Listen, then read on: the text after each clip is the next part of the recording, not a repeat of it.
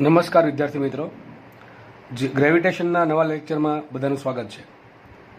તો આપણે આજે આ લેક્ચરમાં ઉપગ્રહો પૃથ્વીની આસપાસ ભ્રમણ કરે છે, તો જે કક્ષામાં ભ્રમણ કરે છે તેમાં વેગ શું હોય, એનું ઉપગ્રહ કેટલી ઉર્જા ધરાવે છે અને કયા કયા ટાઈપ્સના ઉપગ્રહો હોય છે એનો આપણે અભ્યાસ કરીશું. તો સ્ટાર્ટ કરીએ. આપણને તો ખબર છે કે ઉપગ્રહો છે એ પૃથ્વીના ગુરુત્વાકર્ષણ બળના કારણે એની આસપાસ ભ્રમણ કરે છે. હવે અહીંયા તમને વચ્ચે સેન્ટરમાં એક પૃથ્વી બતાવેલી છે, અર્થ. ધારો કે અર્થનું માસ છે એમી, અને આ થઈ ગયું પૃથ્વીનું સેન્ટર. ત્યાંથી ધારો કે આ સેન્ટરથી ઉપગ્રહનું અંતર છે સ્મોલ આર. હું ક્યાંથી બોલ્યો છું? આર ક્યાં છે? Small R is equal to પૃથ્વીના કેન્દ્રથી ઉપગ્રહનું અંતર. આગળ વધીએ. એચ. ચલો, એચ લઈ લઈએ આપણે. હાઈટ, પૃથ્વીની સપાટીથી ઉપગ્રહની અંતર. પૃથ્વીની સપાટીથી ઉપગ્રહની ઊંચાઈ, એમ લખી નાખીએ. ઉપગ્રહની ઊંચાઈ. આગળ સ્મોલ એમ બરાબર ધારી લઈએ ઉપગ્રહનું દળ. બરાબર છે. હવે આપણે આમાં શું પહેલાં ફાઇન્ડ કરશું? આપણે એ પહેલાં ફાઇન્ડ કરશું કે આ જે ઉપગ્રહ ભ્રમણ કરે છે એ જે સેટેલાઇટ છે પૃથ્વીનો કોઈ પણ. પછી સેટેલાઇટના બે પ્રકાર છે, કુદરતી સેટેલાઇટ અને એક આર્ટિફિશિયલ, આપણે જે માનવ સર્જિત હોઈએ, કૃત્રિમ ઉપગ્રહ, અને એક કુદરતી ઉપગ્રહ. જેમ કે આપણે પૃથ્વી માટે ચંદ્ર છે એ પૃથ્વીનો કુદરતી ઉપગ્રહ છે, બરાબર, મૂન. અને માનો કે આપણે આર્યભટ્ટ એક સેટેલાઇટ હતો જે સૌપ્રથમ ભારતનો સેટેલાઇટ હતો પૃથ્વી પ્રત્યે ફરવાવાળો. તો એ ભારતનો જે પ્રથમ સેટેલાઇટ હતો એ માનવ સર્જિત હતો. તો ટૂંકમાં ઉપગ્રહ છે બે પ્રકારના હોય, કુદરતી અને કૃત્રિમ. પૃથ્વીને એક જ કુદરતી ઉપગ્રહ છે જે છે ચંદ્ર, પણ પૃથ્વીની આજુબાજુ ઘણા બધા કૃત્રિમ ઉપગ્રહો ભ્રમણ કરે છે. હવે પહેલી એક ચોખવટ પાડ્યો તમને, એવું જરૂરી નથી કે ઉપગ્રહ છે એ વર્તુળાકાર માર્ગમાં જ ફરે, એ લંબવૃત્તિ માર્ગમાં પણ ફરતો હોય, બરાબર. અલગ અલગ એની જે ઓર્બિટ હોય એમાં ભ્રમણ કરતો હોય. પણ આપણે અત્યારે સિમ્પ્લિફિકેશન માટે, થોડુંક ઇઝી બને એના માટે આપણે એવું માનીશું કે ઉપગ્રહનો માર્ગ વર્તુળાકાર છે.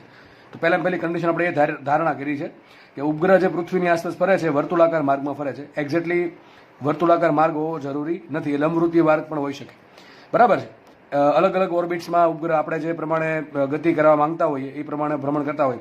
ઘણા ઉપગ્રહ વિષુવવૃત્તની આસપાસ ફરતા હોય છે, ઘણા ઉપગ્રહ છે એ ટૂંકમાં જે પોલર ઓર્બિટ હોય, બરાબર છે, એ પોલર ઓર્બિટમાં ફરતા હોય છે. તો આપણે અલગ અલગ ટાઈપ જોશું ત્યારે ચર્ચા કરીશું ઉપગ્રહની જે કક્ષા હોય એની. તો આપણે પહેલાં ફાઇન્ડ કરવાનું છે ઉપગ્રહની ઉર્જા. તો આપણે લખીએ હવે અહીંયા ઉપગ્રહની ઉર્જાઓ. ચલો, ઉપગ્રહની ઉર્જાઓ.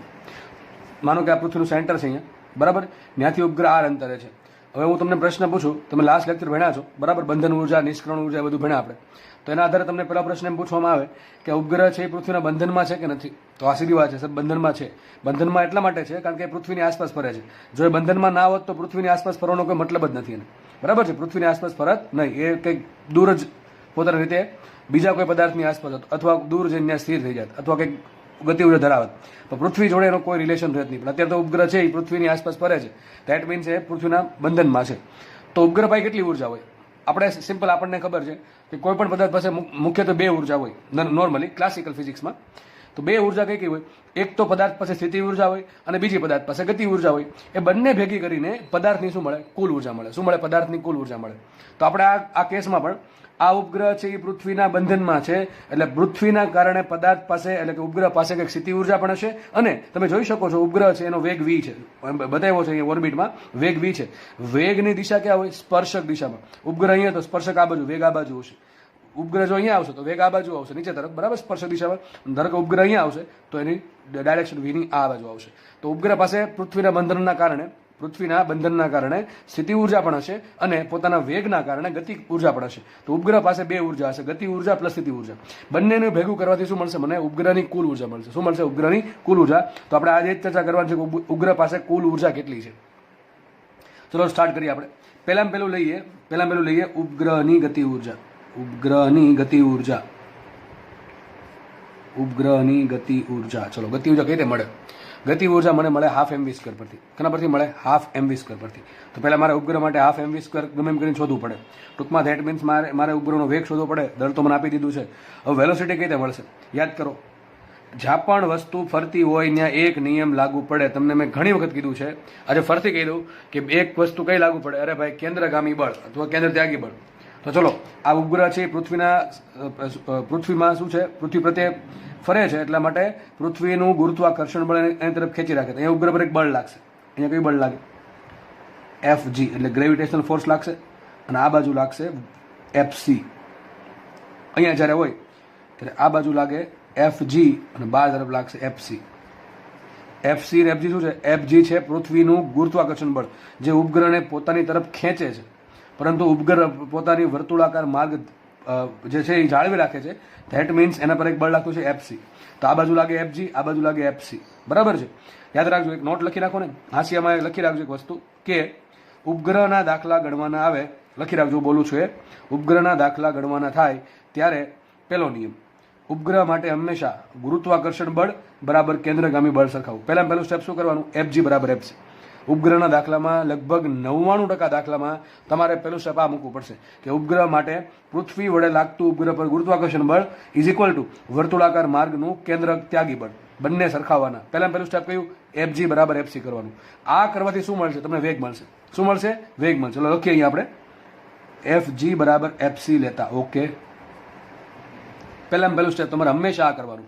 ઉપગ્રહના દાખલામાં 99% કેસમાં તમારે આ વસ્તુ કરવી પડશે. ચલો, હવે ઉપગ્રહ પર કેટલું ગુરુત્વાકર્ષણ બળ લાગે? તો આપણે ખબર છે, સૂત્ર શું આવે? Gm1m2/r².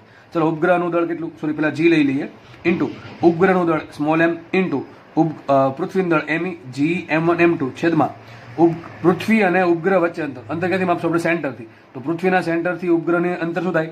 r, સ્મોલ r થાય. આ સ્મોલ r ને કહેવાય ઉપગ્રહની કક્ષીય ત્રિજ્યા. શું કહેવાય?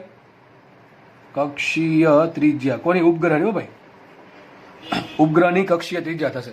તો Gme/r² આવશે, ઇઝ ઇક્વલ ટુ શું આવશે અહીંયા? Fc. Fc બરાબર શું થાય? Fc બરાબર, ચલો, Fc થાય કેન્દ્ર ત્યાગી બળ. એક જ સૂત્ર છે એનું, mv²/r. આ પછી તમે v બરાબર r ઓમેગા મૂકો તો શું મળશે? mr²² મળે. બરાબર? એ આપણે ગતિ ઉર્જામાં, સોરી, ચાગતિમાં જોયેલું છે. તો પહેલું તમારે આ સ્ટેપ કરવાનું. હંમેશા આ સ્ટેપ કરશો તો એક કામ કરીએ, જુઓ હવે મારે શું જોઈએ છે? મારે બે વસ્તુ જોઈએ છે. મારે તો કાં તો ઉપગ્રહનો વેગ જોઈએ અથવા ડાયરેક્ટ મારે હાફ mv² જોઈએ છે. તો એક કામ કરો ને, આ r ને અહીંયા લઈ લો, આ r છે ને અહીંયા લઈ લો. બરોબર? ખબર પડી કે આ r છે અહીંયા લઈ લો. તો r ઉપર ને r² નીચે, તો એક r નીચે હજી વધશે, અથવા તમે અહીંથી ડાયરેક્ટ r ઉડાડી દો. અને બીજું શું? તો તમને શું મળશે? mv² મળશે. તમને mv² બરાબર શું મળશે? mv² બરાબર મળશે Gm_me/r. પછી બે બાજુ હાફ વડે ગુણી નાખો તો શું મળશે? ડાયરેક્ટલી ગતિ ઉર્જા. બરાબર? તો ચલો આપણે સ્ટાર્ટ કરીએ. અહીં સાઈડમાં લખું છું, આગળ વધીએ. અહીંયા હવે મેં r ને ગુણ નાખ્યો ને એક r ઉડાડ્યો તો મળશે શું? G into small m into me છેદમાં r ઇઝ ઇક્વલ ટુ શું મળશે? mv². હવે બે બાજુ હાફ વડે ગુણે શું આવશે અહીંયા? Gme/2r is equal two half mv². એને કહેવાય ઉપગ્રહની ગતિ ઉર્જા. ઉપગ્રહની ગતિ ઉર્જાનું સૂત્ર આવી ગયું. બહુ આઈએમપી સૂત્ર છે. તમને શું કરે ખબર છે? તમને ત્રિજ્યા આપી દેશે, દળ આપી દેશે, પૂછે ઉપગ્રહની ગતિ ઉર્જા કેટલી છે, તો આ ડાયરેક્ટ તમને સૂત્ર કામ આવશે. અને એમ બી આ સૂત્રનો આગળ બહુ ઉપયોગ થશે. સમજ પડી ગઈ? તો કેવી ધન આવશે કે ઋણ આવશે? અરે સાહેબ, ગતિ ઉર્જા હંમેશા ધન જ હોય. ગતિ ઉર્જા ઋણ ન હોય. કારણ શું? દળ કોઈ ઋણ ન હોય અને વેગ ઋણ હોય. કદાચ વેગનું, જો કે વેગનું મૂલ્ય જ મૂકવાનું હોય. બરાબર છે? તો મૂલ્ય કોઈ ઋણ ના હોય એટલે શું થશે? એનો વર્ક થાય છે. ટૂંકમાં આ પદ હંમેશા ધન હોય. તો યાદ રાખો, કોઈ પણ પદાર્થની ગતિ ઉર્જા ક્યારેય પણ ઋણ હોઈ શકે નહીં. તો આપણે શું મેળવું? ઉપગ્રહની ગતિ ઉર્જા. આપણે એક કામ કરીએ, ઉપગ્રહનો મારે વેગ શોધવો છે. શું શોધવો છે? વેગ. અહીંથી ડાયરેક્ટ શોધી નાખીએ. તો ઘણી વખત તમને પૂછે ઉપગ્રહનો વેગ કેટલો, તો વેગ શોધી નાખીએ. તો અહીંથી જુઓ, Gm_me/r is equal two mv². આ સ્મોલ m ને આ સ્મોલ m ઉડી ગયા. આ સ્મોલ m અને આ સ્મોલ m ઉડી ગયા. તો વધે શું? Gme/r નું વર્ગમૂળ. એના બરાબર શું આવશે? v² આવશે. તો v બરાબર શું આવશે? v બરાબર આવશે √ Gme/r. આ મને મળી ગયો ઉપગ્રહનો વેગ. એક પ્રશ્નમાંથી બે સૂત્ર આઈએમપી છે. આપણા આઈએમપી છે. હજી એક આમાંથી સવાલ પૂછાય, શું ઉપગ્રહનો વેગ ઉપગ્રહના દળ પર ડિપેન્ડ કરે કે ન કરે? નહીં કરે. જો ઉપગ્રહનો વેગ છે એ ઉપગ્રહના દળ પર ડિપેન્ડ નહીં કરે. તમે એક નાનકડો ઉપગ્રહ મૂકો પૃથ્વીની આસપાસ ફરવા માટે, અમુક જે ગોલ છે પૂરા કરવા માટે, અને એક મોટો ઉપગ્રહ મૂકો, તો બંને ઉપગ્રહનું પૃથ્વીના કેન્દ્રથી અંતર, એટલે કે જેની ત્રિજ્યા સરખી હશે, તો તો બંને ઉપગ્રહનો વેગ સરખો હશે. ઉપગ્રહ નાનો હોય કે મોટો હોય કે ફરક પડતો નથી. ઉપગ્રહનો વેગ છે એના વેગ પર ડિપેન્ડ ન કરે, પરંતુ ઉપગ્રહની ગતિ ઉર્જા છે એના ઉપગ્રહનો જે વેગ છે એ ઉપગ્રહના દળ પર ડિપેન્ડ નહીં કરે, પણ ઉપગ્રહની જે ગતિ ઉર્જા છે એના દળ પર ડિપેન્ડ. જો દળ આવે છે તો ઉપગ્રહના દળ પર કોણ ડિપેન્ડ કરે? ગતિ ઉર્જા, પણ વેગ ડિપેન્ડ કરશે નહીં. જે વેગ છે એ ઉપગ્રહના દળથી સ્વતંત્ર છે. ટૂંકમાં ઉપગ્રહ નાનો હોય કે મોટો હોય એનો વેગ કેવો હોય? સરખો જ હોય, સરખી ત્રિજ્યા હોય તો બરાબર. જો આર જેમ વધતું જશે, વિચારો, જેમ આર મોટું એમ વેગ નાનું, અને જેમ આર નાનો એમ વેગ વધારે. તો જે ઉપગ્રહ પૃથ્વીની નજીક રહીને ફરે છે, ધ્યાન રાખજો, જે ઉપગ્રહ પૃથ્વીની ઘણો નજીક છે. આ પ્રશ્ન પૂછાય ભાઈ ખાસ નીટવાળા લોકો, વિધાનમાં તમને પૂછાય કે ભાઈ બે ઉપગ્રહ છે એમાં કોનો વેગ વધારે હોય? તો જે ઉપગ્રહ માટે આર નાનું, જેમ આર નાનું, આર માટે શું થાય? પૃથ્વીના કેન્દ્રથી અંતર. ટૂંકમાં જે ઉપગ્રહ પૃથ્વીની ઘણો નજીક રહીને ફરતો હશે એનો વેગ સૌથી વધારે હશે, અને જેમ જેમ જેમ જેમ ઉપગ્રહ પૃથ્વીથી દૂર જતો જશે એમ એનો વેગ ઘટતો જશે. બરાબર છે? તો આ વાત યાદ રાખવી. અને બીજી વાત, બે વસ્તુ કીધી. પહેલી વસ્તુ શું કે v proportional to m raise to 0. મતલબ શું થાય? વેગ છે એ દળ પર ડિપેન્ડ કરતો નથી, કોના? ઉપગ્રહના. અને બીજી વસ્તુ, v છે એ વધે જો r ઘટે તો. બરાબર? જેમ અંતર ઘટશે, ત્રિજ્યા ઘટશે, એમ વેગ વધતો જશે. તો આપણે એક વસ્તુ મળી કે ઉપગ્રહની ગતિ ઉર્જા. આપણે નેક્સ્ટ ફાઇન્ડ કરીએ ઉપગ્રહની સ્થિતિ ઉર્જા. ચલો અહીં સાઈડમાં બતાવી દઉં છું, કારણ કે મારે આકૃતિની જરૂર છે એટલા માટે. તો બીજી લઈએ ઉપગ્રહની સ્થિતિ ઉર્જા. ઉપગ્રહની સ્થિતિ ઉર્જા જુઓ, સીધું સૂત્ર જ આવશે આમાં. તમને કીધું હતું કોઈ પણ પદાર્થ માટે સ્થિતિ ઉર્જા શું હોય? યાદ કરો કાલની થિયરી કે એમ દળનો પદાર્થ છે એના માટે પૃથ્વી માટે સ્થિતિ ઉર્જા શું આવે? -g me into small m છેદમાં r. તમને ખબર હશે r શું છે? મેં તમને કીધું સ્થિતિ ઉર્જા માટે હંમેશા પૃથ્વીના કિસ્સામાં હંમેશા r ક્યાંથી માપવાનું? કેન્દ્રથી. ચલો જોઈ લઈએ. આ ઉપગ્રહ છે, ઉપગ્રહ બરાબર છે, એનું દળ સ્મોલ m છે, પૃથ્વીનું દળ me છે. એ પૃથ્વીથી કેટલો દૂર? પૃથ્વીના કેન્દ્રથી કેટલો દૂર છે? સ્મોલ r અંતર દૂર છે. તો પૃથ્વીની અને ઉપગ્રહની સ્થિતિ ઉર્જા કેટલી આવશે? u બરાબર -g me into small m છેદમાં ઉપગ્રહનું કેન્દ્રથી અંદર કેટલું છે? Small r. કેટલી આવશે? આટલી આવશે. u બરાબર -g MEM by small r. ઘણી વખત છે ને, ચલો આને આપણા માટે IMP આ ડાયરેક્ટ મળી ગયું આપણને, કારણ કે આપણે આ ઉપર આખો લેક્ચર કાલે ભણાવેલો છે. સ્થિતિ ઉર્જા મળી ગઈ. ઘણી વખત તમારે સ્થિતિ ઉર્જા આ પ્રમાણે પણ મળે. u બરાબર -g MEM છેદમાં r બરાબર શું થાય? re + a. શું થશે? જો આટલું ડિસ્ટન્સ છે, આટલું પૃથ્વીના કેન્દ્રથી પૃથ્વીની સપાટી સુધીનું અંતર થશે re, અને ત્યાંથી પછી કેટલી ઊંચાઈ છે? h છે. તો આ સ્મોલ r બરાબર શું થાય? re + h. તો સૂત્ર તમને આ પ્રમાણે પણ જોવા મળે. બરોબર છે? તો મને બે વસ્તુ મળી ગઈ, ઉપગ્રહની સ્થિતિ ઉર્જા મળી ગઈ અને ઉપગ્રહની ગતિ ઉર્જા મળી ગઈ. હવે આમ યાદ રાખજો, આ પાછળ લખું છું, આ ગતિ ઉર્જાનું સૂત્ર અને સ્થિતિ ઉર્જા સૂત્ર પાછળ લખું છું, જોજો તમે. તો ઉપગ્રહની ગતિ ઉર્જા આપણે કેટલી મળી હતી? k બરાબર પ્લસમાં મળી હતી, +g into me into small m છેદમાં 2r. આપણે એટલે હમણાં સાબિત કરી. અને ઉપગ્રહની સ્થિતિ ઉર્જા કેટલી મળી? u બરાબર -g MEM by small r. આટલું મળ્યું. જો બેમાં ઘણા બધા પદ સરખા છે, g સરખું છે બેમાં, me સરખું છે, m સરખું છે અને r સરખું છે. બધું છે ખાલી બે. અહીંયા ભાગાકારમાં બે છે. ઘડીકા પ્લસ માઇનસ ભૂલી જાઓ, તો ઘડીકા પ્લસ માઇનસ ભૂલી જાઓ. તો k બરાબર શું લીધું? જો g MEM બાય 2r. અને u બરાબર શું લીધું? g MEM by r. ચલો મોટું કોણ છે? u મોટા છે, એમ કહી શકાય. ગતિ ઉર્જા સ્થિતિ ઉર્જા કરતા અડધી છે. જુઓ, ગતિ ઉર્જા સ્થિતિ ઉર્જા કરતા અડધી છે. જુઓ, ખબર ન પડી ભાઈ?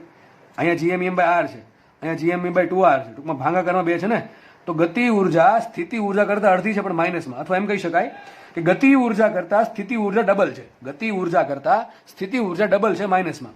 જો ગતિ ઉર્જા x હોય તો સ્થિતિ ઉર્જા થશે -2x. ખબર ન પડે? ખબર પડવી જ જોઈએ દોસ્ત. જો માનો કે એક એક્ઝામ્પલ લઈએ, ગતિ ઉર્જા 25 છે તો આ થશે -50, અથવા માનો કે આ -50 હોય તો આ થશે 25. મેં કીધું ને, ગતિ ઉર્જા છે એ સ્થિતિ ઉર્જા કરતા અડધી છે. અથવા એમ બોલી શકો કે ગતિ ઉર્જા કરતા સ્થિતિ ઉર્જા ડબલ છે. બે વસ્તુ સરખી છે કે નહીં ભાઈ? એક છે એક, એ બે કરતા અડધા છે, અને બે છે એ કરતા ડબલ છે. બે વાત તો સરખી જ છે કે નહીં ભાઈ? તો ગતિ ઉર્જા છે એ સ્થિતિ ઉર્જા કરતા અડધી હોય. આ પ્રશ્ન મોસ્ટ આઈએમપી પ્રશ્ન. કોઈ પણ ઉપગ્રહ ગમે ત્યાં હોય, કોઈ પણ ઉપગ્રહ પૃથ્વીની આસપાસ કે કોઈ પણ બીજા કોઈ ગ્રહની આસપાસ ફરતો હોય, એના માટે હંમેશા ગતિ ઉર્જા છે એની સ્થિતિ ઉર્જા કરતા અડધી છે. તો સાઈડમાં લખી દઉં છું.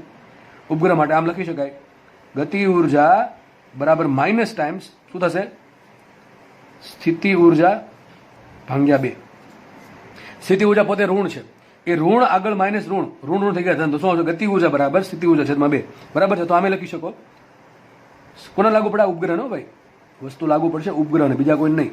સ્થિતિ ઉર્જા બરાબર થશે માઇનસ ટાઈમ્સ 2 ગુણ્યા ગતિ ઉર્જા. ગતિ ઉર્જા જે પણ આપી છે એને 2 વડે ગુણ નાખો ને આગળ માઇનસ ગુણ નાખો. અમુક વખતે તો પ્રશ્ન આવે પૂછાયેલા છે કે એક ઉપગ્રહની સ્થિતિ ઉર્જા, સોરી ધારો કે એક્ઝામ્પલ લઈ લઈએ, એક ઉપગ્રહની ગતિ ઉર્જા 25 એકમ છે, તો સ્થિતિ ઉર્જા કેટલી હશે? -50 એકમ. ઓપ્શન આપ્યા હોય 25, -25, +50 ને -50. ખબર હોવી જોઈએ ગતિ ઉર્જા કરતા સ્થિતિ ઉર્જા ડબલ હોય. ગતિ ઉર્જા કરતા સ્થિતિ ઉર્જા ડબલ હોય. અરે કેમ ખબર પડે છે ડબલ હોય? અરે મને એમ કહો, આ બંધનમાં ક્યારે રહી? આ બંધનમાં ક્યારે રહી? સ્થિતિ ઉર્જા વધારે હોય તો ગતિ ઉર્જા વધારે હોય. બંધનમાં રહેવા માટે શું જરૂર છે? માઇનસ હોવું જરૂરી છે. તો માઇનસમાં કોણ હોય? ગતિ ઉર્જા, સ્થિતિ ઉર્જા. હમણાં તમને કીધું ગતિ ઉર્જા કોઈ માઇનસમાં હોય નહીં, સ્થિતિ ઉર્જા માઇનસમાં હોય. સ્થિતિ ઉર્જા કેવી હોય? માઇનસમાં. આપણા આ ચેપ્ટર જે છે એમાં સ્થિતિ ઉર્જા સૂત્ર શું આવશે? -GMEM/r. બાકી શું આવે? મોસ્ટલી MGH આવે. આપણે MGH ની વાત આપણે કંઈ કરશું જ નહીં. તો અત્યારે સ્થિતિ ઉર્જા કેવી હશે? વધારે હશે. ગતિ ઉર્જા કરતા સ્થિતિ ઉર્જા વધારે છે, ડબલ છે. એટલા માટે હજી માઇનસમાં ઉર્જા છે એની પાસે કુલ ઉર્જા, એટલા માટે બંધનમાં છે. તો આટલી ખબર પડી ગઈ. તો મને ગતિ ઉર્જા મળી ગઈ, સ્થિતિ ઉર્જા મળી ગઈ. બહુ મહત્વનું પરિણામ મેળવું છું. ગતિ ઉર્જા છે સ્થિતિ ઉર્જા કરતા અડધી હોય માઇનસમાં, અથવા સ્થિતિ ઉર્જા છે ગતિ ઉર્જા કરતા ડબલ હોય પણ માઇનસમાં. આગળ વાત વધીએ, વાત કરીએ કુલ ઉર્જાની. કુલ ઉર્જા એક સૂત્ર આવે, કુલ ઉર્જા E બરાબર શું હોય? હંમેશા K+U. શું આવશે? E બરાબર K+U. ચલો મૂકીએ કિંમત. E બરાબર ચલો શું આવશે? ગતિ ઉર્જા છે પ્લસમાં GMEM/r, અને માઇનસમાં કેટલી છે? -2r. અહીંયા આવશે -GMEM/r. થઈ ગયું. એક કામ કરો, અને 2 વડે ગુણો ને 2 વડે ભાંગો, તો GMEM માંથી 2 વખત GMEM બાદ થાય, હજી એક વખત વધે, શું આવશે? કુલ ઉર્જા E બરાબર આવશે -GMEM/2r. ઘણું IMP સૂત્ર, બહુ જ IMP સૂત્ર. જુઓ તો શું આવ્યું, કેમ આવ્યું ખબર પડે ને. ગતિ ઉર્જા x મૂકો તો સ્થિતિ ઉર્જા કેટલી થશે? -2x. તો x માંથી 2x બાદ થાય શું દે? -x વધે કે ન વધે? તો જુઓ તો આના જેવું જ આવ્યું. જો કુલ ઉર્જા છે, ધ્યાનથી નિહાળો સૂત્રને. કુલ ઉર્જા આવી -GMEM/2r, ગતિ ઉર્જા આવી +GMEM/2r. ટૂંકમાં એમ સાબિત થયું કે ગતિ ઉર્જા અને કુલ ઉર્જા લગભગ મૂલ્યમાં સરખી છે, પણ કુલ ઉર્જા ઋણ છે. અરે ઋણ કેમ આવી દોસ્ત? આ ઋણ શું કામ આવી? ઋણ આવવું જરૂરી છે, 100% જરૂરી છે. જો અહીંયા ઋણ ન આવ્યું હોત તો મતલબ તો એમ થયો કે કુલ ઉર્જા છે ધન છે, અને કુલ ઉર્જા મેં તમને કીધું હતું, કુલ ઉર્જા ધન હોય તો બંધનમાં તો છે નહીં, પણ અત્યારે તો ઉપગ્રહને પકડી રાખ્યો છે પૃથ્વીએ પોતાની આસપાસ ફરવા માટે, તો એની કુલ ઉર્જા ઋણ આવવી જોઈતી જ હતી. It must be negative. Total energy must be negative, હોવી જ જોઈએ. બરાબર છે? વચ્ચે મસ્ત લગાડ્યું છે. તો કુલ ઉર્જા ઋણ હોવી જ જોઈએ, તો જ એ બંધનમાં કહેવાય, બાકી બંધનમાં કહેવાય નહીં. જો કુલ ઉર્જા 0 હોય કે ધન હોય તો પદાર્થ છે બીજા પદાર્થના બંધનમાં નથી. અહીંયા કુલ ઉર્જા ઋણ છે. ધેટ મીન્સ ધેટ સેટેલાઇટ છે એ પૃથ્વીના બંધનમાં છે હજુ. જો આ 0 થઈ જાય કે ધન થઈ જાય તો બંધનમાં થાય નહીં. તો મતલબ શું થયું? જો તો એમ કહી શકાય કે ગતિ ઉર્જા જો x હોય તો સ્થિતિ ઉર્જા થશે -2x. કરો બેનો સરવાળો તો શું આવશે? કુલ ઉર્જા -x આવશે. કેટલી આવશે? તો -x. ખબર પડી કે ન પડી? ગતિ ઉર્જા ધન x + x હોય તો સ્થિતિ ઉર્જા હશે -2x. એ આપણે સમજ્યા.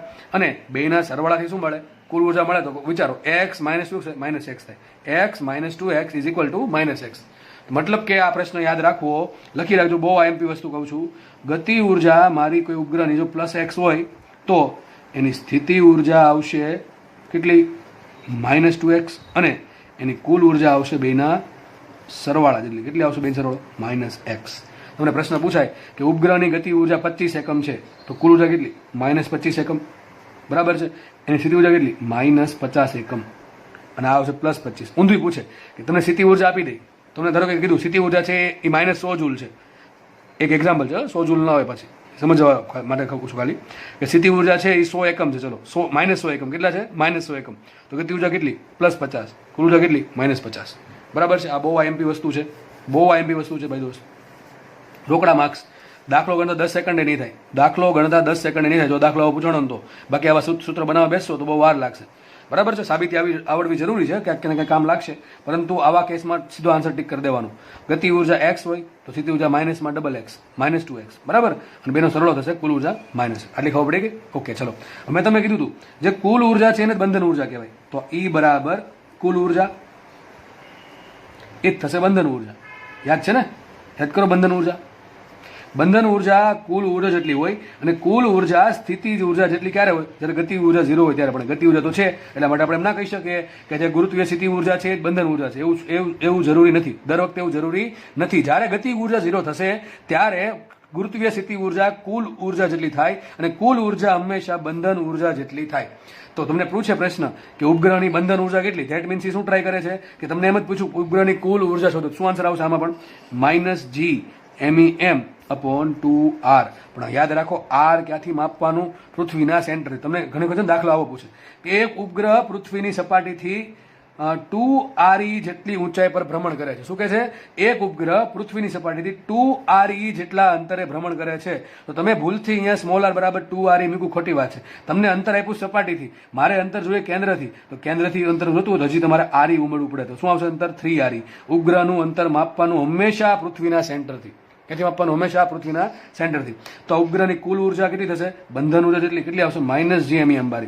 માનો કે તમને પ્રશ્ન પૂછાણું કે આ ઉપગ્રહને તમારે પૃથ્વીના બંધનમાંથી મુક્ત કરવો છે, તો બહારથી કેટલી ઉર્જા આપવી પડે? અરે ભાઈ, જેટલી ઉર્જા કુલ ઉર્જા જે માઇનસમાં છે એટલી ઉર્જા પ્લસ બહારથી જો મળી જાય તો એને ઉપગ્રહની કુલ ઉર્જા થઈ જશે 0.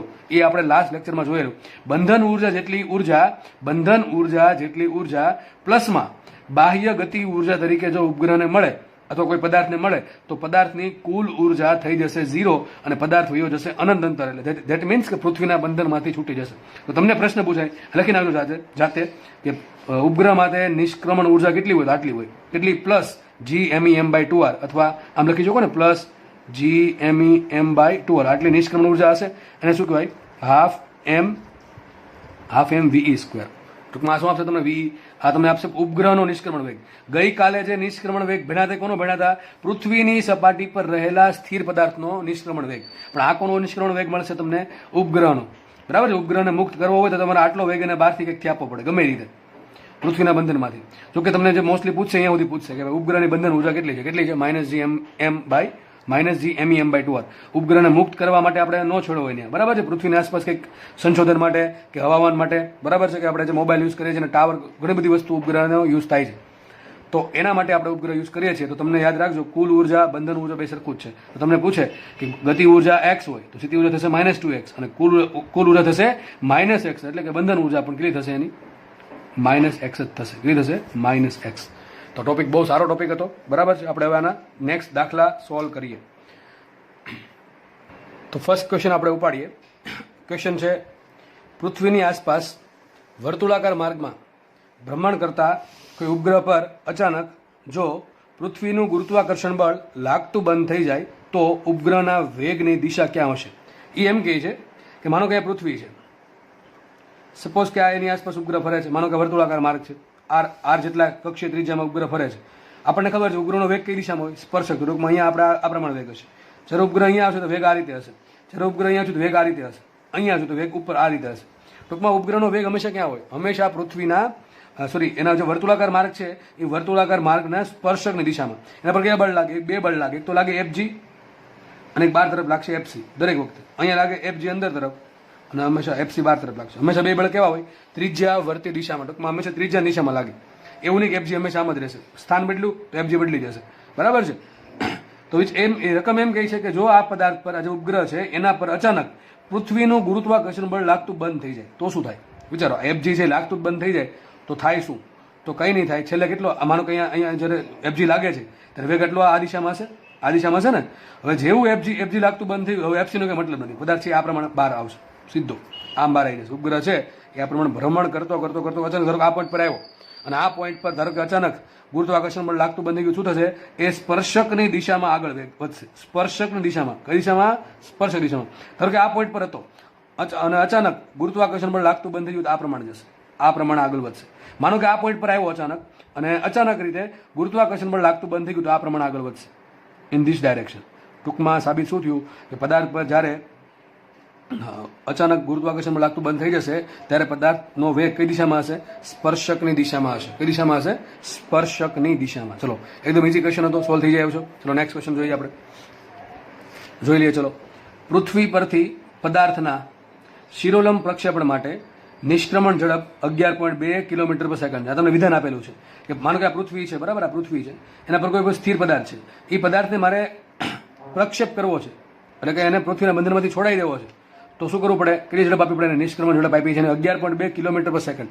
તો એમ કહે છે તો પદાર્થને 45 ડિગ્રીએ ફેંકવા માટે નિષ્ક્રમણ ઝડપ કેટલી હશે? ટૂંકમાં એમ કે પદાર્થને તમે ઉપર તરફ છોડો, આમ શિરોલંબ ઉપર તરફ જવા દો, તો કેટલો વેગ આપવો પડે? 11.2 કિલોમીટર પર સેકન્ડ. તો તમે એમ કહે છે તમારે પદાર્થને આ પ્રમાણે જવા દેવો હોય, આ પ્રમાણે કેટલા ખૂણે? 45 ડિગ્રીના ખૂણે.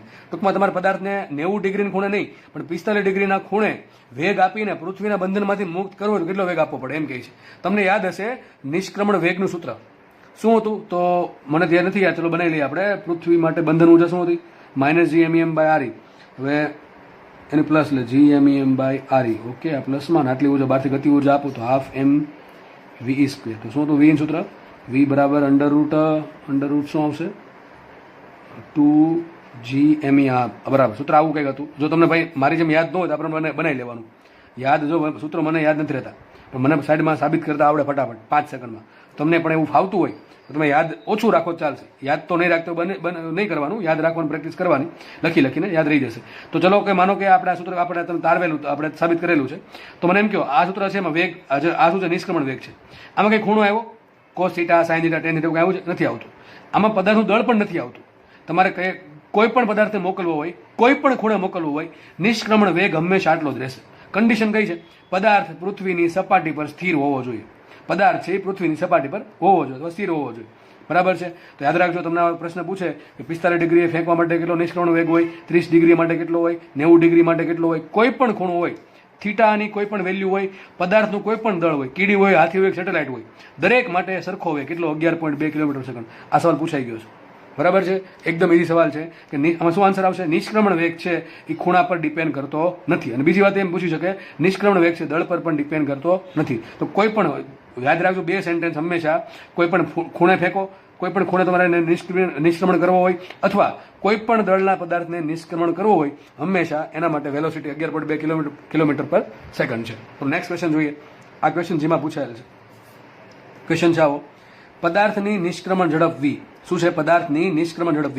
હવે એક વસ્તુ યાદ રાખજો, તમને પદાર્થ ક્યાં છે એ ચોખવટ ન પાડે તો શું સમજવાનું? પદાર્થ છે એ પૃથ્વીની સપાટી પર સ્થિર છે. યાદ રાખી લેજો ભાઈ, જ્યાં પણ તમને ચોખવટ નહીં પાડ્યો પદાર્થ ક્યાં છે તો એવું માની લેવાનું પદાર્થ પૃથ્વીની સપાટી પર સ્થિર છે.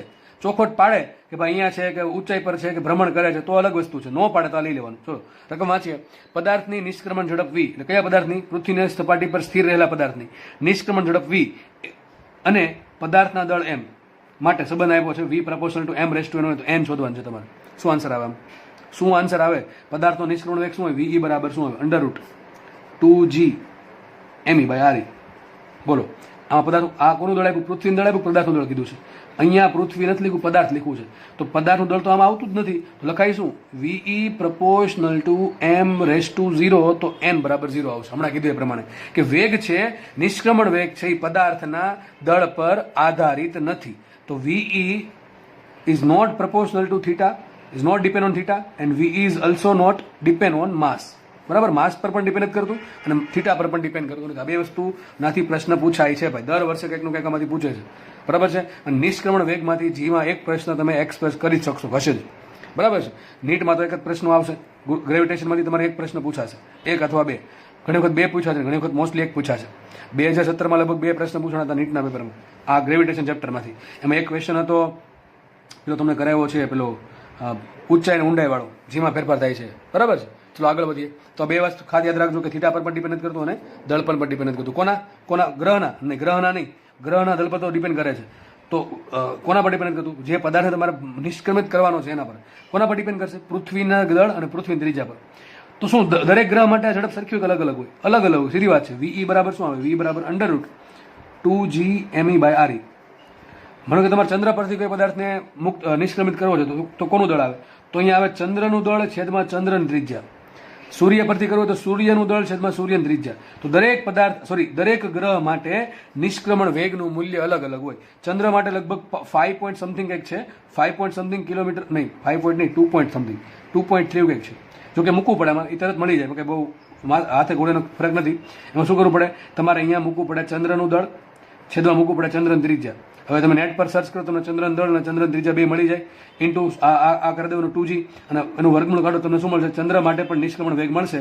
એ લગભગ મને એક્ઝેક્ટ યાદ નથી પણ લગભગ અને કંઈક આસપાસ છે 2.3 કિલોમીટર પર સેકન્ડ. હવે આ વેગ છે ઓછો કહેવાય. બરાબર? ચંદ્ર મતલબ શું થયો? ચંદ્ર પર કોઈ પણ પદાર્થનો વેગ જો આટલો હોય, કેટલો હોય? 2.3 કિલોમીટર પર સેકન્ડ, તો એ આરામથી ઉડી જશે ચંદ્ર પરથી. ટૂંકમાં ચંદ્ર પરથી નિષ્ક્રમિત થઈ જશે. હવે ચંદ્ર પર વાતાવરણ ન હોવાનું એક કારણ આ પણ છે કે ચંદ્ર પર જે નિષ્ક્રમણ વેગ છે એ ઓછો છે, પણ નિષ્ક્રમણ વેગ જેટલો ઓછો એનો મિનિંગ શું થાય? પદાર્થ આરામથી એના પરથી છટકી જઈ શકે. નિષ્ક્રમણ વેગ જેમ વધારે, પૃથ્વી માટે કેટલો 11.2 છે, ચંદ્ર માટે કેટલો છે 2.3 જ છે, બરાબર, લગભગ છઠ્ઠા ભાગનોથી ઓછો છે. તો નિષ્ક્રમણ વેગ જેમ ઓછો એમ એના પરથી પદાર્થ આરામથી એના બંધનમાંથી છૂટી જવાની સંભાવના સૌથી વધારે છે. એટલા માટે ચંદ્ર પર વાતાવરણ ટકી શકતું નથી. વાતાવરણ માટે ગેસીસ જોઈએ. ગેસીસમાં માનો કે ઓક્સિજન છે તો ઓક્સિજનનો અણુ છે એનો વેગ જો આટલો થઈ ગયો, કેટલો 2.3 કિલોમીટર પર સેકન્ડ, તો આરામથી ચંદ્ર પરથી છટકી જશે. તો ચંદ્ર પર નિષ્ક્રમણ વેગ ઓછા હોવાના કારણે એનો જે બંધનમાં રહેવાની જે કેપેસિટી છે, બંધનમાં રાખવાની એ ઓછી છે. એટલા માટે ત્યાં વાતાવરણ નથી. તો આ એક સાઈડની વાત, બરાબર, આપણે કદાચ પૂછે તો યાદ રાખી લેવું. આગળ વધીએ આપણે નેક્સ્ટ દાખલો. નેક્સ્ટ દાખલો બહુ સારો દાખલા છે, બંને દાખલા. ચલો જુઓ, દાખલા આવા પૂછવાનો ચાન્સ વધારે, આવા ઇઝી દાખલા પૂછવાના ચાન્સ વધારે છે. હા, જીના પેપરમાં કોઈકના ભાગમાં સારો દાખલો મળી જાય, બાકી જીના પેપરમાં બાકી મોટા ભાગના લોકો પેપરમાં દાખલા આવા એકદમ એવરેજ લેવલના રહેશે. બહુ અઘરા નહીં, બહુ ઇઝી પણ નહીં. દાખલા બંને સારા દાખલા છે, એટલે સારા એટલે એવું નહીં બહુ અઘરા છે. સારા એ સેન્સમાં કે દાખલામાં પૂછાય છે, બરાબર. ચલો જોઈએ દાખલો આપણે. પદાર્થને 2r ત્રિજ્યાની ભ્રમણ કક્ષામાં, હવે ખાસ જો વાંચી લેવું, આજે ઊંચાઈ આપી છે કે અંતર આપ્યું છે. મોસ્ટલી વિદ્યાર્થીઓના જે માર્ક્સ જાય છે, હોશિયાર વિદ્યાર્થી જેને દાખલા આવડે છે એના અહીંયા જ જાય છે ઉતાવળમાં. હવે અહીંયા ખાસ વાંચવાનું અંતર ક્યાંથી આપ્યું, તમને શું ત્રિજ્યા આપી, ત્રિજ્યા માપી ક્યાંથી હોય? સેન્ટરથી માપ્યું હોય, ચલો બરોબર અંતર છે. પદાર્થને 2r ત્રિજ્યાની ભ્રમણ કક્ષામાંથી 4r ત્રિજ્યાની ભ્રમણ કક્ષામાં લઈ જવા કેટલું કાર્ય કરવું પડે?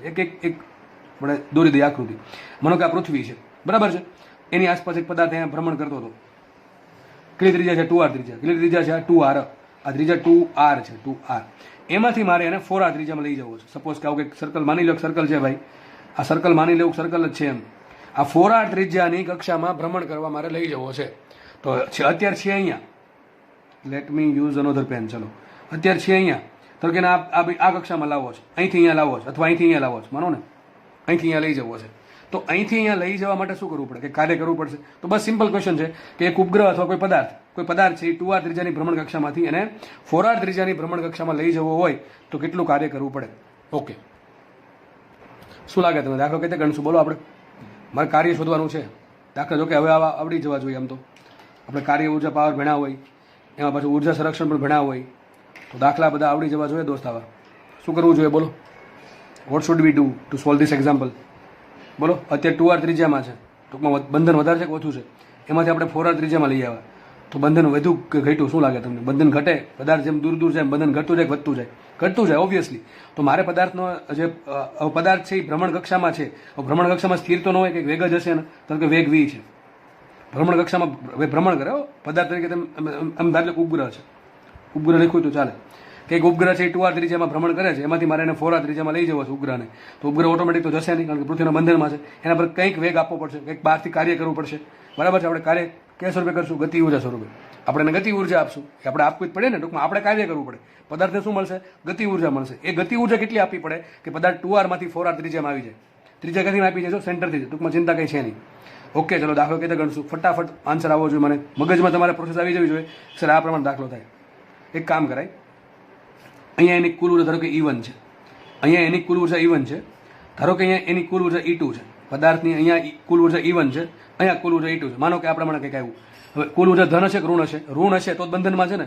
માનો કે અહીંયા કુલ ઉર્જા -50 હતી. કેટલી હતી? -50. સમજવા માટે કહું છું. ધારો કે અહીંયા કુલ ઉર્જા -50 હતી, અને માનો કે અહીંયા એની કુલ ઉર્જા -30 થઈ ગઈ, તો કુલ ઉર્જા વધી ઘટી? ભાઈ કુલ ઉર્જા વધી ભાઈ, માઇનસ છે ને આગળ. તમને 50 માંથી 30 થી તો ઘટે ન કહેવાય? અરે આગળ માઇનસ તો જુઓ, માઇનસમાં સંખ્યા રેખા ઊંધી હાલે, ખબર છે ને? -50 નાના કહેવાય, -30 મોટા કહેવાય. ટૂંકમાં તમારે એની કુલ ઉર્જા -50 માંથી -30 લાવવા માટે તમે એના પર 20 જૂલનું કાર્ય કર્યું હશે, અથવા 20 એકમનું કાર્ય કર્યું હશે.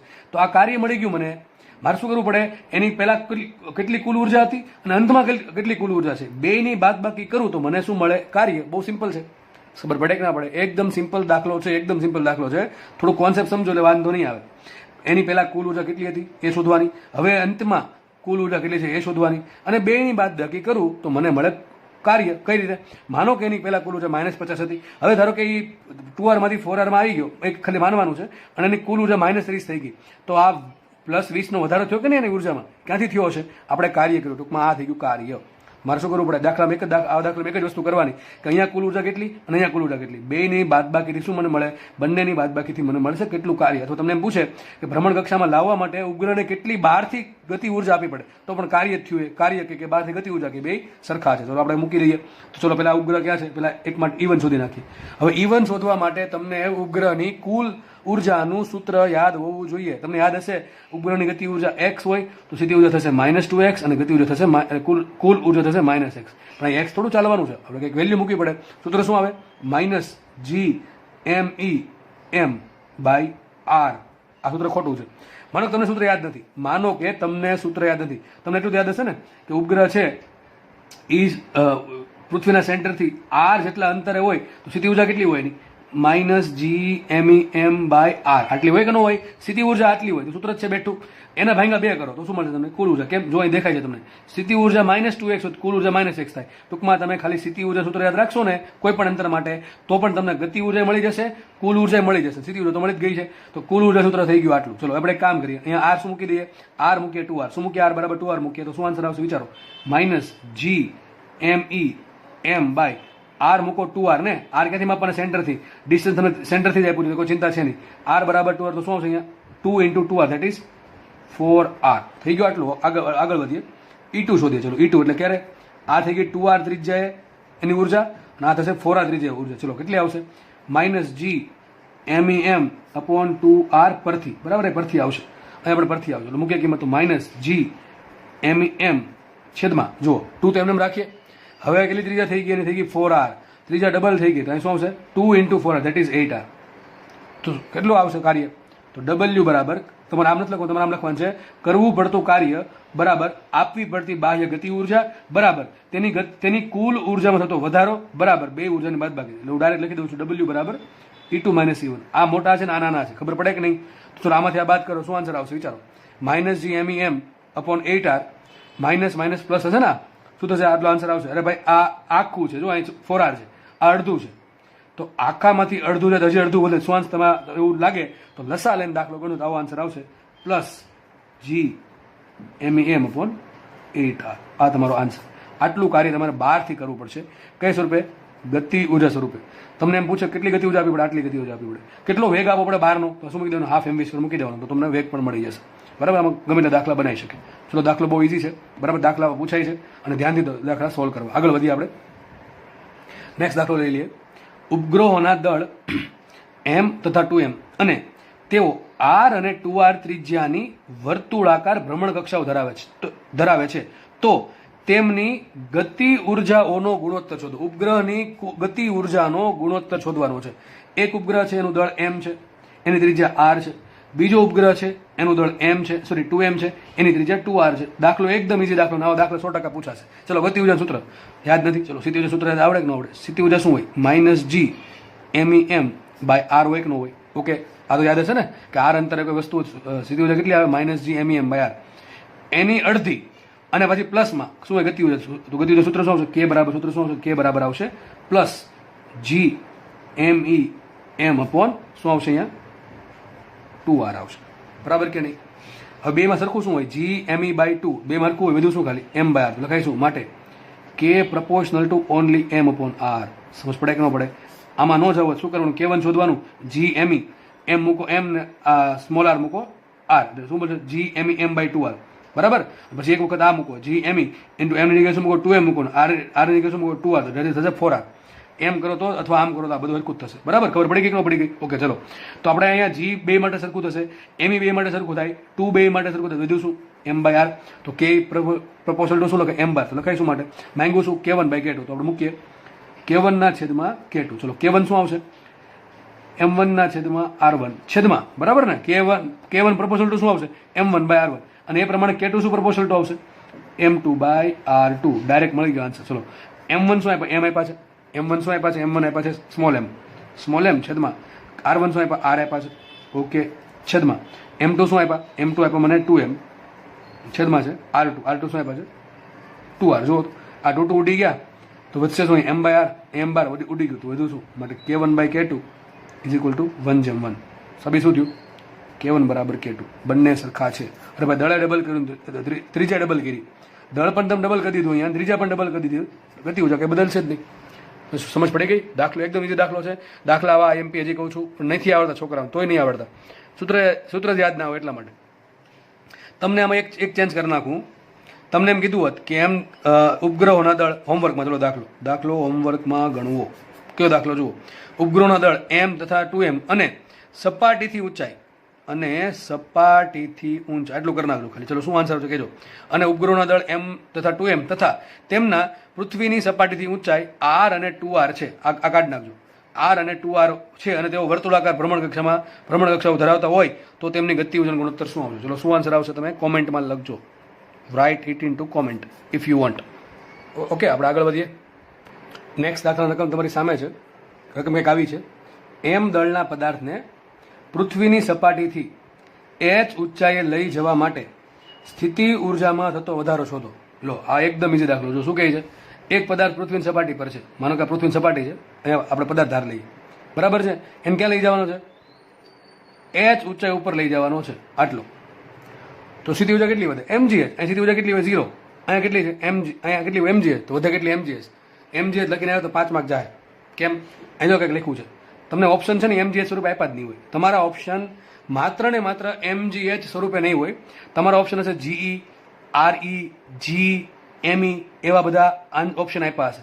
હવે મને ખબર અત્યારે ન પડે રકમ વાંચીને, આ રકમ વાંચીને ખબર ન પડે કે દાખલો છે આપણે કઈ સ્થિતિ ઉર્જાથી ગણવો છે. સ્થિતિ ઉર્જાનું સૂત્ર શું આપણે mgh વાપરવું જોઈએ કે -G_MEM/r વાળું વાપરવું જોઈએ? આ કેમ ખબર પડે?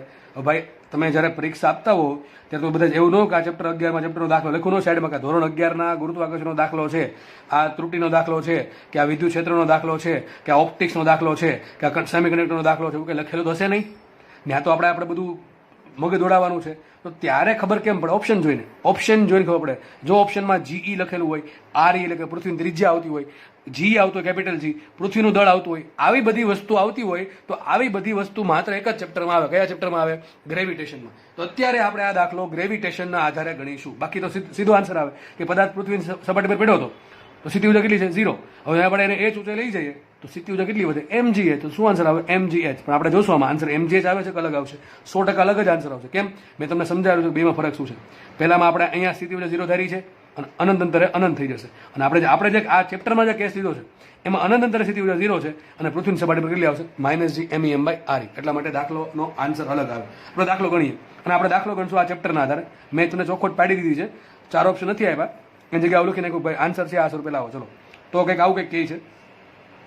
એક પૃથ્વીની સપાટી લઈ લઈએ. મને કે પૃથ્વીની સપાટી પર એક દળ છે, સ્મોલ m દળ. મારે સ્મોલ m દળને h ઊંચાઈ ઉપર લઈ જવું છે. અહીંયા લઈ જવાનું છે h ઊંચાઈ. તો એની સ્થિતિ ઉર્જામાં કેટલો વધારો થાય એ શોધવાનું છે. આપણે માટે શું કરવું પડે? તમારે શોધવું પડે u1 અને તમારે શોધવું પડે u2. સિમ્પલ. અને u1 - u2 કે u2 - u1 કરી નાખો તો મને શું મળે? વધારો મળે, ઘટાડો મળે? વધારો મળશે.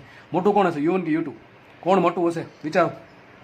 u1 મોટા હોય, u2 મોટા હોય, એ તમે જાતે વિચારજો. હવે એટલું તમને હવે આવડવું જોઈએ. ઇન્ફિનિટી અંતરે 0 હોય. કેટલી હોય? 0 હોય. જેમ નીચે જશો કેન્દ્ર તરફ એમ વધશે, પણ ઋણમાં વધશે. શેમાં વધશે? ઋણમાં વધશે. તો જેમ ઉપર જાવ જેમ ઉપર જાવ છો એમ તમે 0 તરફ જાવ છો. ટૂંકમાં તમારી સ્થિતિ ઉર્જા વધે છે.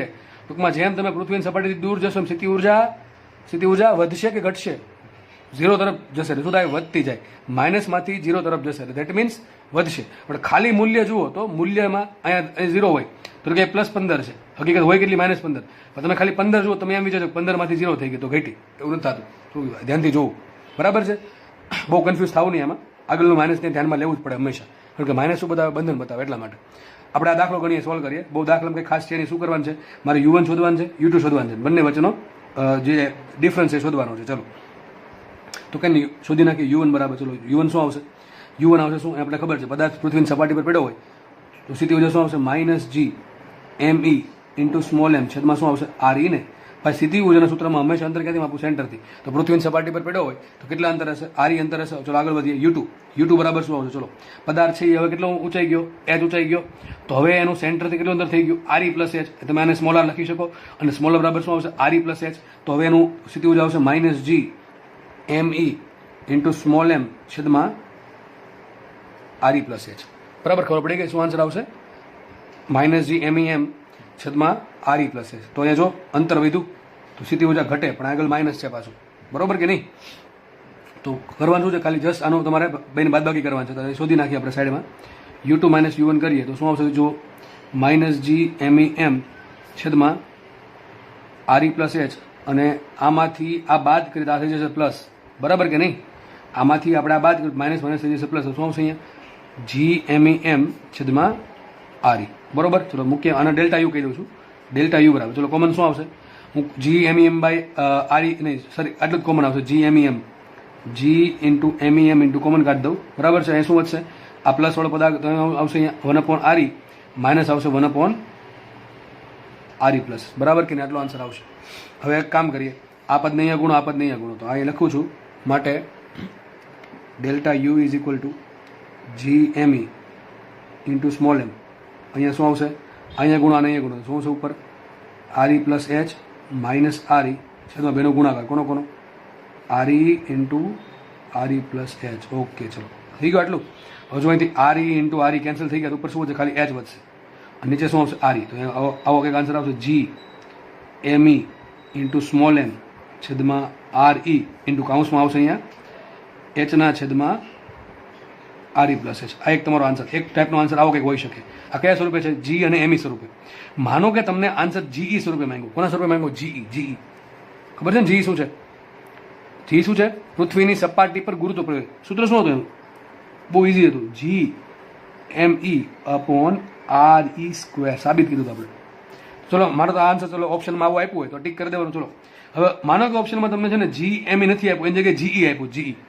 G ઇન્ટુ કેપિટલ M નથી આપ્યું, એની જગ્યાએ તમને GE આપ્યું છે. તો મારે આ પાર્ટીઓ ફિટ કરવું છે તો શું કરીશું? જો આના માટે કોની જરૂર પડે? GME છેદમાં RE સ્ક્વેર.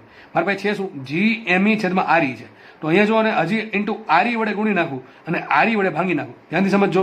GME છેદમાં RE છે અને RE વડે ગુણું અને RE વડે ભાંગું, કંઈક આવું કંઈક, અને RE વડે ગુણી નાખવામાં આવે અને RE વડે ભાંગી નાખવામાં આવે. આમે ગુણાકાર કર્યો, ભાંગાકાર કર્યો, તો અહીંયા શું થઈ જશે? જો અહીંયા થઈ જશે GME છેદમાં RE સ્ક્વેર. GME છેદમાં RE સ્ક્વેર. તો આને શું વંચાય? તો વચ્ચે આને GE. શું વંચાશે? GE. તો આવો આન્સર પણ આવી શકે. આન્સર આવશે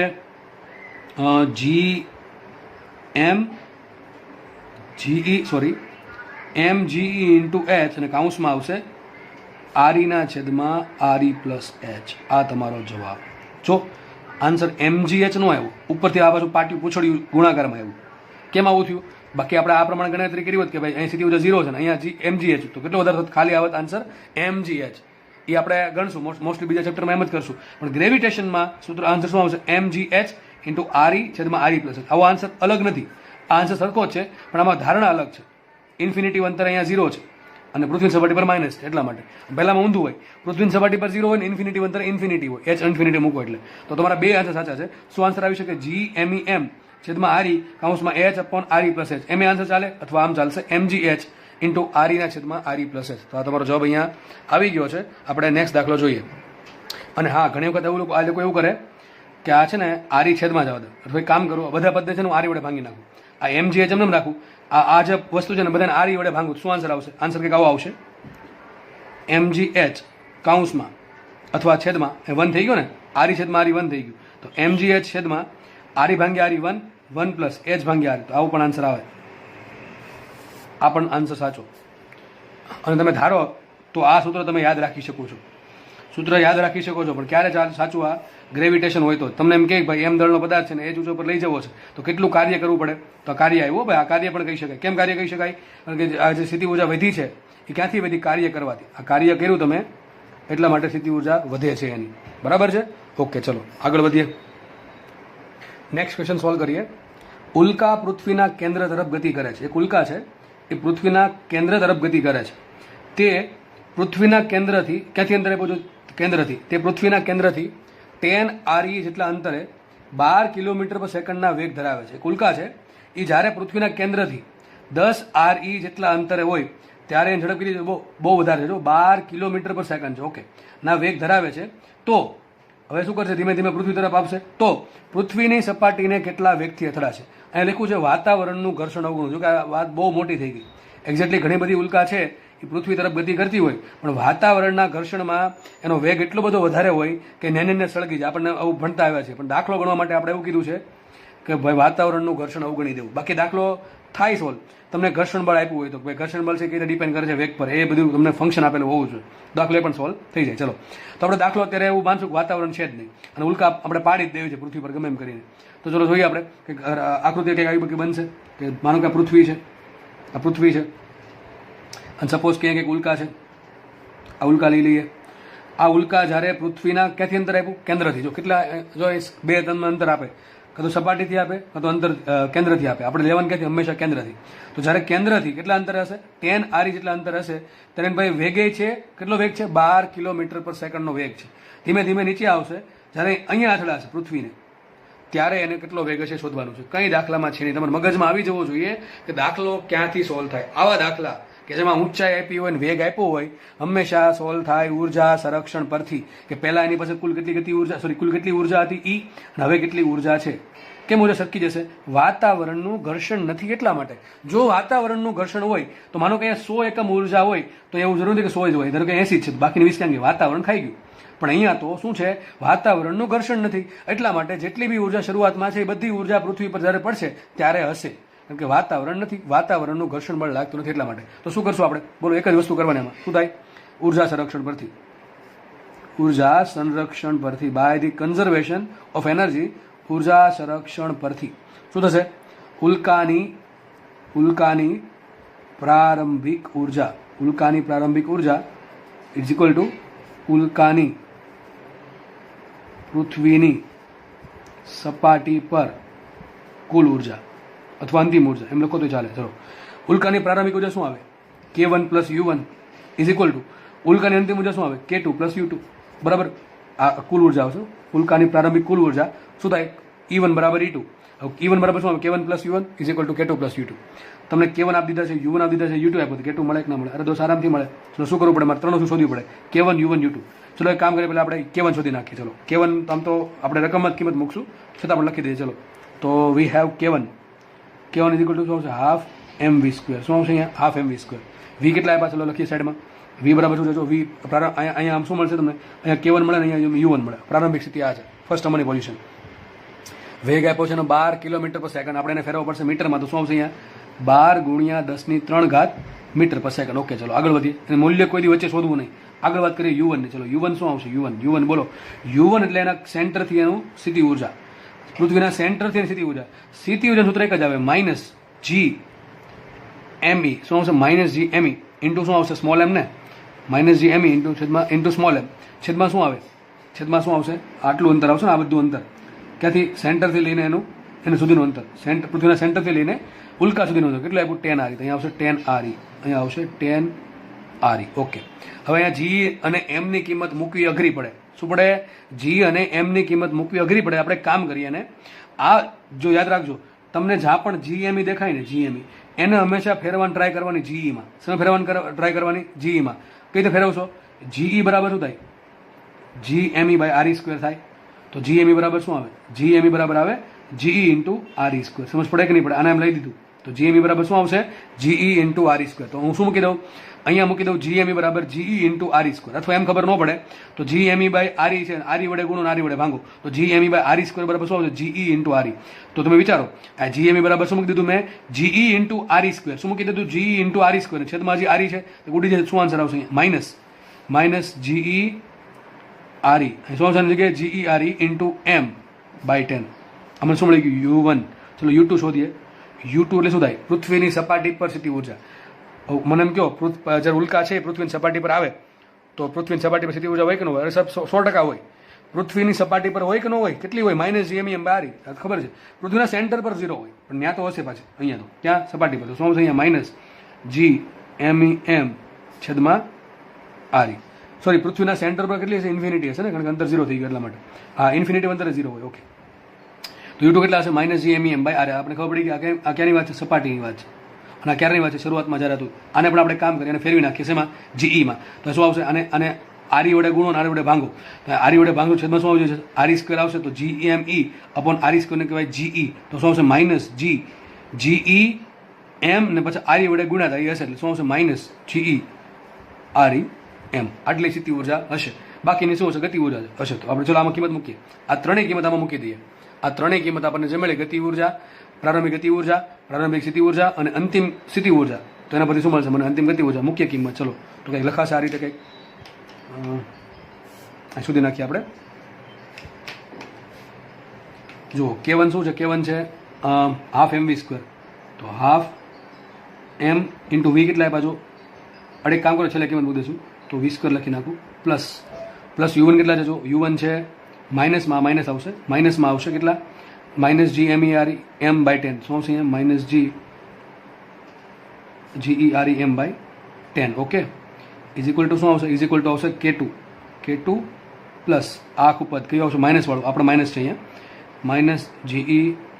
-GEREM. થઈ ગયું આટલું? ઓકે, ચલો આટલું થઈ ગયું. K2 ને કરતા બનાવો તો આખું પદ આવશે આ બાજુ, તો થઈ જશે પ્લસ. હવે જો અહીંયા પણ GEREM છે, અહીંયા પણ GEREM છે, બરાબર છે. તો આખું પદ અહીંયા આ બાજુ આવશે તો આ પ્લસ થઈ જશે. અને અહીંયા કેટલું છે? GEREM માંથી આપણે 10મો ભાગ બાદ કરી દઈએ, કેટલા ભાગ વધે? 9 ભાગ વધે, 9/10 વધશે. સમજ ન પડી? આખું પદ આ બાજુ લાવો તો શું આવશે? GEREM લસા લ્યો, 10માંથી 1 બાદ 9 વધે કે ન વધે? અને બીજી વાત, આપણને વેગ શોધવાનો છે. આપણે આ વેગ આને v1 કહી દઉં, ચલો આને v1 કહી દઉં. આપણે K2 શોધવાનું, v2 શોધવાનું છે, સોરી.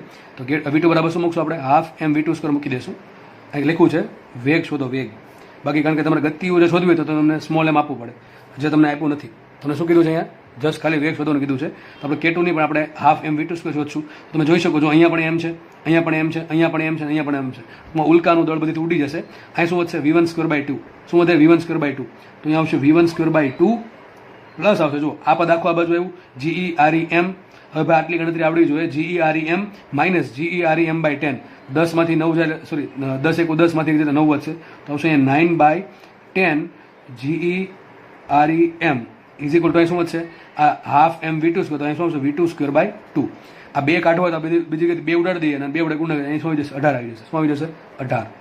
તો દાખલો અહીંયા સોલ્વ થાય છે. તમારે બસ જસ્ટ શું કરવાનું છે? કિંમત મૂકવાની છે. ચલો મૂકી દઉં કિંમત. બાકી ગણતરી તમારે જાતે કરવાની છે. હવે આપણે ગણતરી જાતે કરતા તમે લગભગ થઈ ગયા છો. ચલો એક વર્ષથી તમને બધી ક્રિટિકલ ગણતરી પણ શીખવાડી છે. તો પહેલાં v1² શું છે? 12 10/3, એનો 144 10/6, 144 10/6 પ્લસ આવશે 18/10 ઇન્ટુ G કેટલા લઈ લો? G10 લઈ લો, વાંધો. ચલો G10 લઈ લેજો. આ કેટલા આવશે? 6400 કિલોમીટર. ચાલશે નહીં ચાલે તો શું આવે અહીંયા? 6400 × 10/3 એટલે શું થાય? 6.4 × 10⁶. અને એમ તો સોરી એમ ઉડી ગયા છે. તમારે આટલી ગણતરી જાતે કરવાની છે. તમને કંઈક આન્સર આવશે. શું આન્સર આવે એ તમારે કોમેન્ટમાં લખીને મને કહેવાનું છે. ઈચ્છુક વ્યક્તિઓ લખે, બરાબર છે. તો આ ગણતરી એકદમ ઇઝી છે, જાતે કરી દે. 6 ઘાત રહેવા દેવી અહીંયા, એટલે શું થાય? સરવાળો થઈ શકે એટલા માટે, બરાબર. બાકી 18/10 1.8 × 6.4 કરો, અથવા 18 × 64 કરી નાખો, /10 હજી કરવા પડશે. આ 10 ઉડી ગયા એટલા માટે. તો 18 × 6.4 કરો, એનો 144 જોડે સરવાળો કરો. જે આન્સર આવે એનો પછી વર્ગમૂળ કાઢો. બહુ દાખલો આન્સર બહુ ઇઝી આવશે, બહુ અઘરો નહીં આવે, બરાબર. તો એ પ્રમાણે તમારો દાખલો સોલ્વ થઈ જશે. ઓકે, ચલો આપણે તો અહીંયા આપણે રાખીએ લેક્ચર. નેક્સ્ટ લેક્ચરમાં હજી આપણે ઉપગ્રહના નિષ્ક્રમણ ઝડપના બંધન ઉર્જાના દાખલાની પ્રેક્ટિસ હજી ચાલુ રાખશું. ઓકે, ચલો, થેન્ક યુ, ધન્યવાદ, જય હિન્દ.